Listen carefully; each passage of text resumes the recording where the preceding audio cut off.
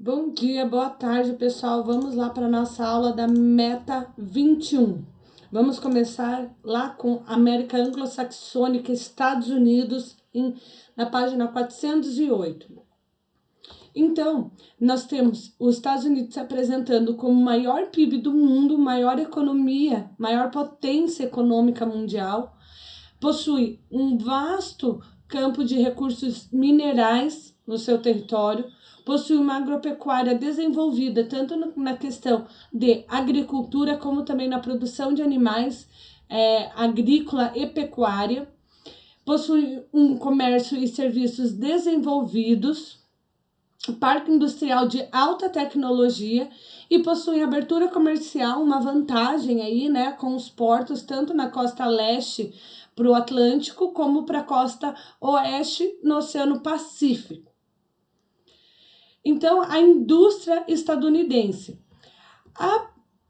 Os Estados Unidos vai passar pelo seu processo de industrialização no século XIX, principalmente desenvolvendo e concentrando esse desenvolvimento industrial na região, na porção norte e nordeste. Por que norte e nordeste? Porque tem referências a aspectos históricos da ocupação do local, que foi uma colônia de povoamento com o intuito de desenvolvimento da região. E também por ali apresentar grandes reservas de carvão mineral, que era a base da indústria no século XIX. Indústria movida a vapor, e a presença de mão de obra assalariada, ao contrário do restante do território que tinha mão de obra que estava vindo aí dos processos da abolição da escravatura, né, de mão de obra que ainda não era assalariada. Então tinha um diferencial de já existência de uma classe trabalhadora. A partir da segunda revolução industrial, os Estados Unidos vai concretizar sua hegemonia política e econômica ao redor do mundo, além da sua influência cultural. Através da segunda revolução industrial, vem acompanhada da promoção da eletricidade, da descoberta dos combustíveis fósseis como o petróleo, assim como o descobrimento de jazidas de petróleo no território dos Estados Unidos, o processo de vulcanização, que é a adição de enxofre na borracha natural, látex, né, para torná-la mais resistente e dar um suporte aí, principalmente para a indústria de automobilismo.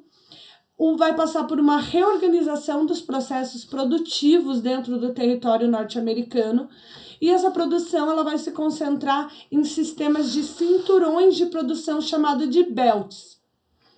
Aí nós temos a indústria nos Estados Unidos.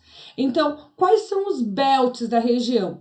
Então, temos lá a região do Manufacturing Belts, ou seja, a região industrial de manufaturas, que é uma região que, consequentemente, por processos históricos, passou para a introdução da indústria de base, o primeiro desenvolvimento industrial que vai passar pela primeira modernização aí para dar espaço agora para uma indústria, principalmente do ramo das petroquímicas, automobilística, aeronáutica, a produção de ferrovias, maquinário para dar suporte para uma agricultura moderna.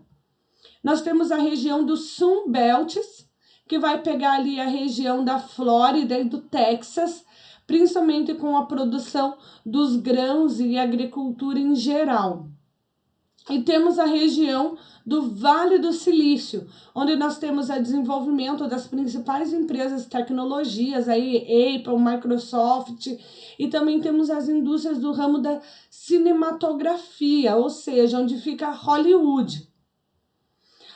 Então, o setor agrícola nos Estados Unidos ele vai ser dividido por cinturões. Então, ali no cinturão laranja mais escuro, na porção norte e nordeste, em virtude de até fenômenos climáticos, temos a cinturão do leite, produção de leite.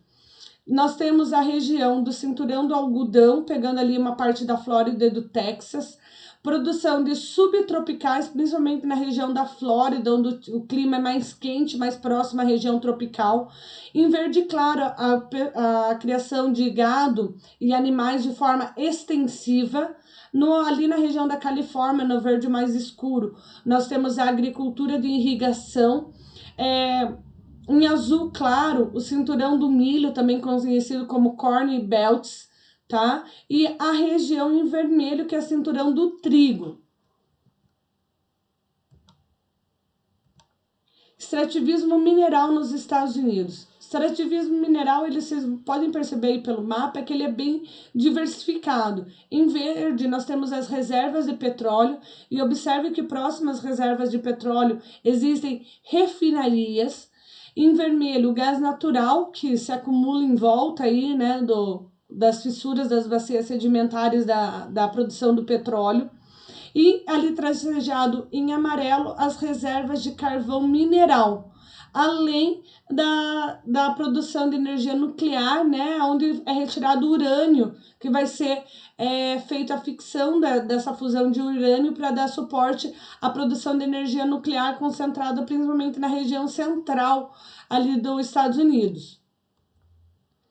Setor terciário, que compreende o comércio e os serviços nos Estados Unidos.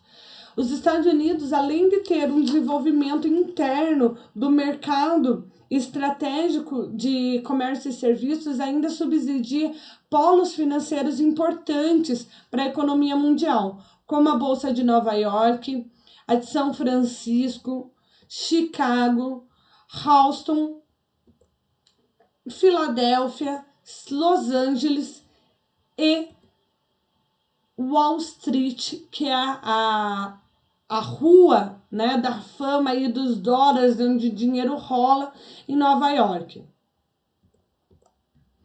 A hegemonia dos Estados Unidos, para que ele se tornasse a potência global que ele é hoje, ele precisou fazer o acúmulo e gerar muitas riquezas, dessa forma exercendo poder. E como que esse poder vai ser adquirido? Através das influências que os Estados Unidos vai conquistando ao longo da sua história, como influência política, econômica e militar a nível internacional. Sozinhos, os Estados Unidos atualmente gera 25% de toda a riqueza mundial. Isso vai ocorrer a partir principalmente da consolidação da potência econômica dos Estados Unidos após a Segunda Guerra Mundial, que vai fazer com que os Estados Unidos saiam com uma economia fortalecida, principalmente através do Plano Marshall, onde ele vai fazer a ajuda financeira principalmente a Europa na sua construção. Dessa forma, esses países se tornam, de certa forma, dependentes economicamente dos Estados Unidos, ao qual os Estados Unidos cria objetivos a médio e longo prazo para que se tornasse uma potência global. Então, o que a gente consegue perceber aí? Primeiramente, lá na evolução do PIB dos Estados Unidos.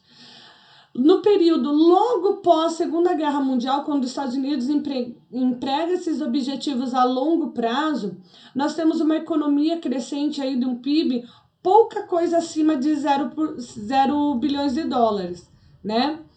Depois vem o período da Guerra Fria, né, que é um período onde os Estados Unidos vai começar a colher os frutos do seu investimento a longo prazo. Nesse período, o PIB norte-americano passa a quase 8 bilhões de dólares. E, consequentemente, em 2008, mesmo com a crise econômica causada no país, os Estados Unidos ainda conseguem alavancar seu PIB acima de 12 bilhões de dólares. Com isso, nos dias atuais, os Estados Unidos, apesar de toda a crise, mantém um crescimento econômico anual aí acima de 20 bilhões de dólares. Principais economias, né, as multinacionais norte-americanas, estadunidenses, elas vão se expandir no sistema das multinacionais pelo mundo, conectando filiais ao redor principalmente se instalando em países subdesenvolvidos com o objetivo de maximizar seu lucro, por esses países possuírem mão de obra barata, baixa fiscalização quanto a direitos de trabalho e também possuírem recursos minerais. Dessa forma, o lucro retorna para o país sede, não fica nessas filiais.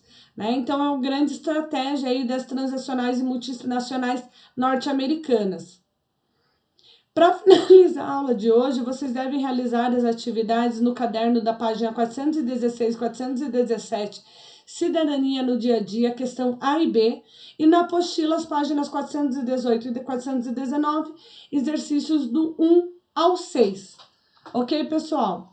Até a semana que vem na nossa aula online, até a nossa correção das nossas atividades. Um beijo, bom estudo e um bom final de semana.